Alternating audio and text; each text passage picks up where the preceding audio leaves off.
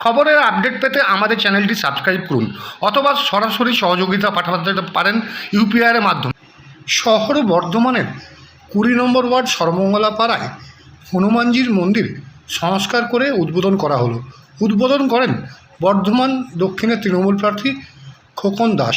সাথে ছিলেন তৃণমূল নেতা জয়দেব মুখার্জি, স্থানীয় কাউন্সিলর, বিশিষ্ট আইনজীবী উদয় শঙ্কর কোনার, স্বপন হাজরা সহ বিশিষ্ট জনেরা এবং এলাকার সাধারণ মানুষ।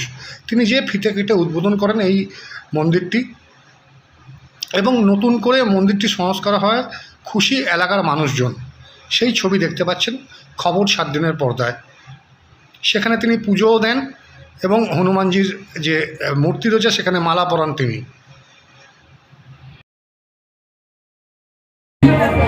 যে আমাদের এখানে যে হনুমানজির মন্দির 15 বছর আগে যেটা এখানে পুজো হচ্ছিল, সেই মন্দিরের আজকে নতুন করে এই মন্দিরটা তৈরি করা হলো। তার আজকে উদ্বোধন হলো। এখানে আমাদের কাউন্সিলর স্বীকৃতি স্বপনদা, আমার জয়দেব মুখার্জি থেকে শুরু করে উদয়দা থেকে শুরু করে গোপাল রয়েছে, মন্দিরের সমস্ত সম্মানীয় পুরোহিতরা এবং আমার সম্মানীয় দাদা ভাই।